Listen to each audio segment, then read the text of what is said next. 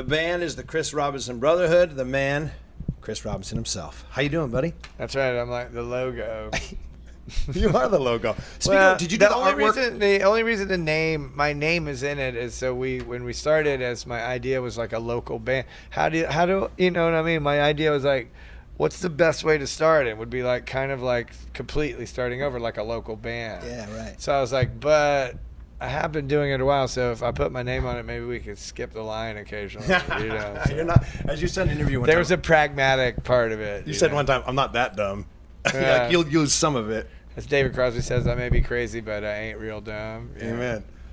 Did you do the artwork for this record? I do all the art direction for Silver Arrow Records, and most of them. There's a couple of Crows projects that fell through the cracks. Yeah. But yeah, of course, Little Wing Kyle did the artwork. I mean, Alan Forbes is our poster artist, who I've been working with since 1989.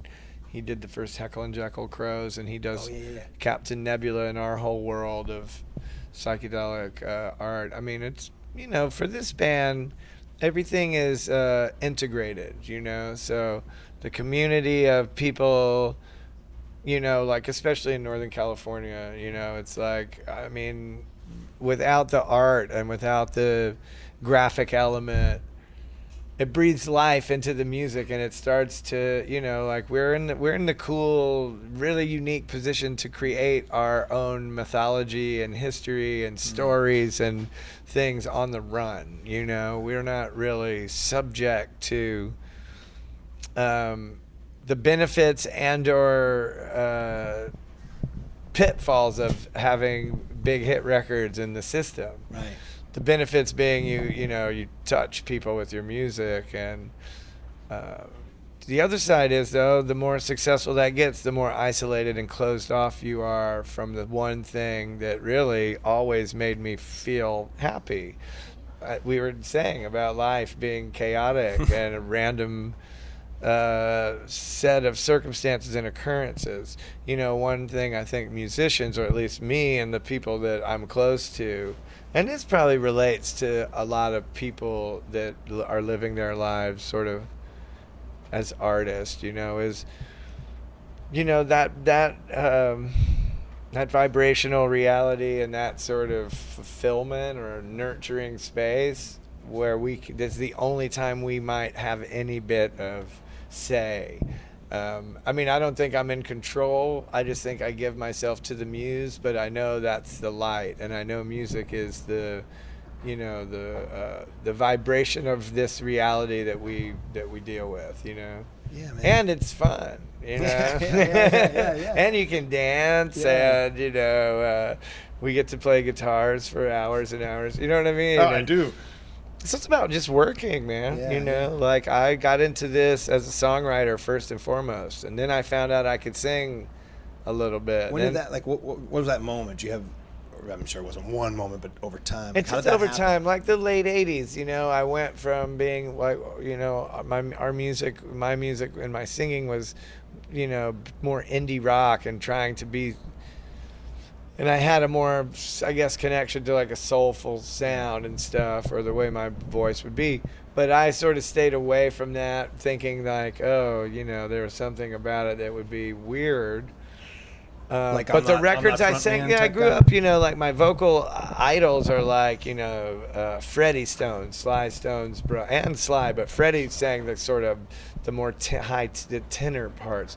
And then, like Parliament Funkadelic, all the great singers in that band, but especially Gary Schneider, who of course wore the diaper, and Glenn Goins.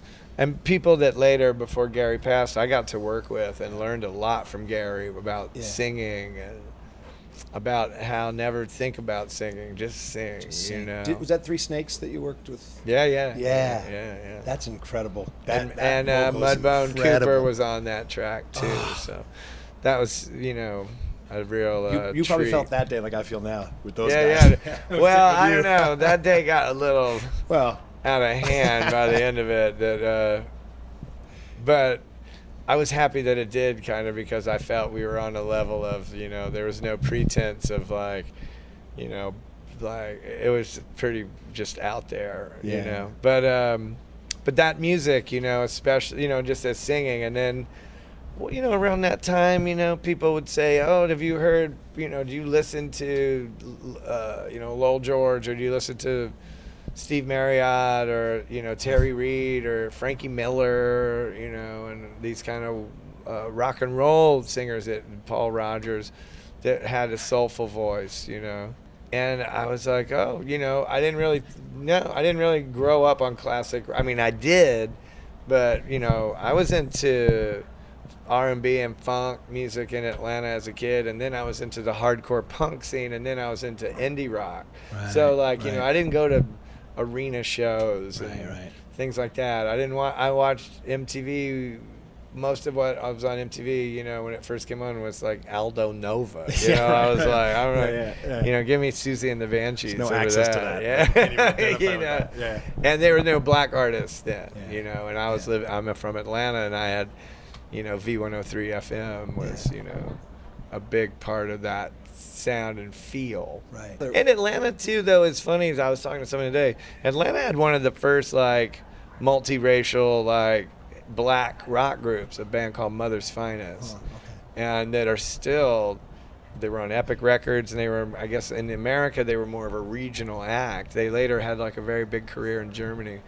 But Baby Gene Kennedy, Murdoch, Wizard on Bass, I mean, that was a bad band. I suggest if anyone wants to hear just some, you know, really, you know, funky, bad, hard rock, check out, you know, the first couple Mother's Finest records. Right you know. on. Well, that's part of your mission, I think. I know you take this seriously. You take life on the road seriously. You take your music seriously. I heard Taj Mahal on a podcast, actually, coincidentally, last night, talking about how his whole thing was, look, I don't just play blues. It's not a single monolith. I want to bring this to it. I want to bring that to it. I want to bring this to it. And I You know, I know mean, that Taj from has made a folk lot to- of records, like, you know, expanding his genre. I mean, it's, yeah, that's what this band, you know, like, I think, you know, the Black Crowes were based in a lot of my idea. You know, it's funny, we were talking about the Rolling Stones becoming something in my lexicon or whatever came about because I was a Graham Parsons freak, and I was like, oh, so he's on X on Main Street. I mean, of course I knew the Rolling Stones' big hits, but I wasn't a deep Stones like freak until like, oh, and then I listened to X on Main Street, Graham and then got you. so I came around it sort of backwards. Yeah. Have you heard that Return of the Grievous Angel? They did a decade or so ago, like tribute songs to him, like artists covering Graham Parsons songs. Yeah, I remember when it came out. I don't really. Lucinda Williams, and it was just Yeah, fantastic. yeah. It's fantastic. But so you know what I mean. So it's like Yeah, how yeah. funny how things. Yeah. But you know, all great. I mean, music of that era as well. You were more demanding, you know, Right. in terms of jazz, and you have to know blues and rock and roll. You know, you had to know Yeah, your music, know your and I stuff. think the CRB that's where we're come from. You know, like we, you know, as the main singer and songwriter. You know, my real stuff is folk music and country rock sort of scenarios, Bob Dylan, and, you know, Neil is an accomplished singer-songwriter as well as a, you know, amazing guitarist, and he brings his sort of sound, and then Adam on keyboards is like Bernie Worrell and Funkadelic. He has this real sense of humor and brings this, you know, otherworldly sort of synthy sort of aspect. Yeah. Tony from a jazz and background, but who loved rock and roll, and Jeff's done everything, you know. Right. It's about being free enough just to let the music flow. We're not we have no agenda. We have no genre, you know, we just want to make a joyful noise and have, you know, it's about people coming and really just feeling. But you canceled the show the other night because of those events, and then it coincidentally is here in Boston the day you're here. And I was Right. saying to you off the cameras, I was thinking, well, there might be another narrative there that it's not following you, but you're providing an antithesis message to that. Well, to you know, what it's those guys funny. are trying to spread. We were one of the first bands to play in Paris after the, you know, attacks there. Yeah. And it was funny. Like, I have a great friend, and he's in the music business in France, and he was like, "I'm just going to tell you, no one's going to come out. Like, people are scared, Yeah. and they're not going to concerts." My friend was at the Bataclan, you know, and survived. And But Black Crowes played one of the first concerts after 9/11 at the Beacon too. You know what I mean? I played the first concert in Oklahoma after that horrible event, and within a day or two.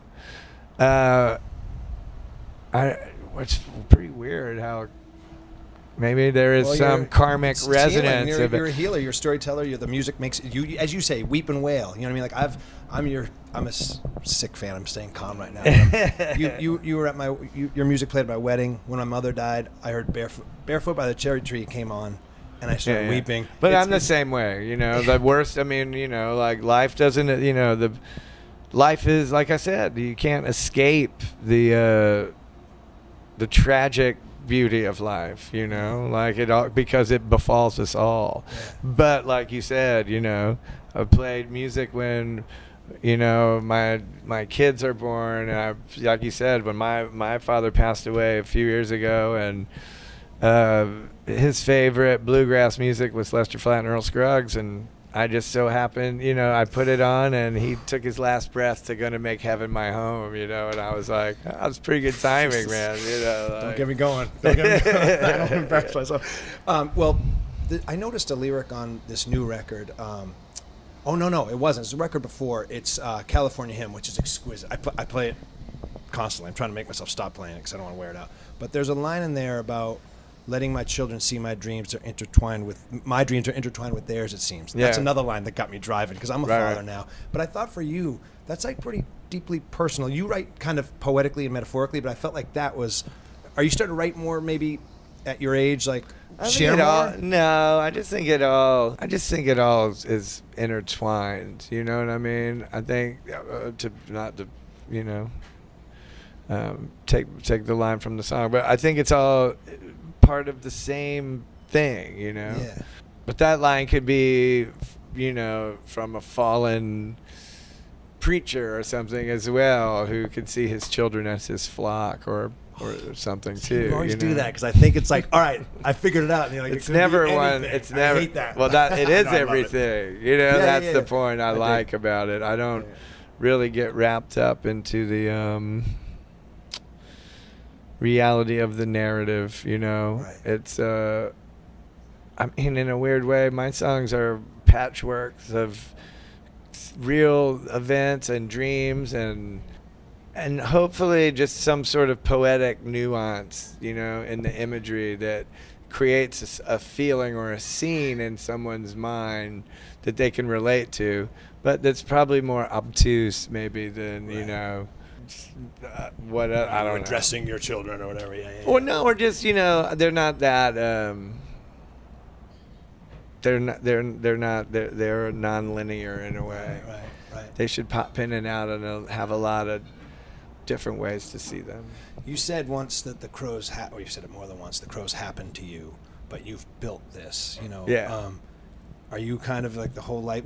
What's your life like in Northern California? Like, what's life like for a rock star when he's not doing this? Normal, bring your kids to school. Well, of course. I mean, I haven't felt like a rock star in decades now, but there's a reason California is a mythic place, and for me, at 50 years old, after never living really in one place in terms of, I've lived in California for 17, 18 years, but I lived in New York. I lived, back in Cali. And I was in Paris for 4 months. I was in London for 5 months. I've lived. I kept moving and moving. And now that I'm in where I am, it's amazing. I've never had more friends. I've never been in a kinder place. I've never been. The CRB. That's our home base. So that's where. There's a million musicians. There's a real camaraderie. There's a real scene. A lot of it revolves around Terrapin Crossroads and what Phil's built there. And, as time moves on and stuff, Phil's also gives the keys to us kids. And now there's kids younger than us who are in the scene that are doing great music. And, it's the concert culture is still big there. So, there's lots of places to play and lots of people want to play, and that's how people want to spend their time and go out and, on Thursday night, you could go see some of the best musicians in the world randomly jamming in Marin or whatever, And then you have the city right there, but you also have Northern California at your fingertips. And so, yeah, the nature and all of it, Yeah. You can hear it. You can hear it sounds like a Northern California sound. If Yeah, there's well, such a thing. I don't know if there is such a thing, but it's beautiful. Yeah. I mean, people would, of course it's a thing, I mean, just like, if you're not tapped into your environment, then you're doing something else. Well, speaking of which, Boston. What are your thoughts about Boston? You've been here many times. I saw you at the Orpheum so many times over the years, and every time you've come, basically, I've seen you. No, of course. I mean, we have always had great shows, and then the last couple of years, seeing the most insane amount of snow I've ever seen. That was a couple winters ago. Yeah, we got hammered. Yeah. My Boston memories are like always Black Crowes. Things happened in the winter for some reason. And I remember going to get a coffee like in the early '90s and like walking across the Commons and like on my way back to wherever we were staying, the coffee spilled, but it froze instantly. And I'm like from the South. I never saw anything like that. I was like, oh my God, that was amazing. It was hot coffee and it was frozen. Phenomenal. Yeah. Well, welcome back. And Scrod. Scrod? Yeah, we're in the Scrod. So. All right. DJ Scrod represent. Well, thank you for your art, your music. Welcome back, man. Thank you, brother. And love the band, love the sound. I love what you've built organically. You seem very happy, like you've built your little musical utopia. And I get it. I love it. And I'll do whatever I can to help spread the word, man. Cool, man. You could buy 20,000 copies of the record. It would be helpful. Stiz, get on that.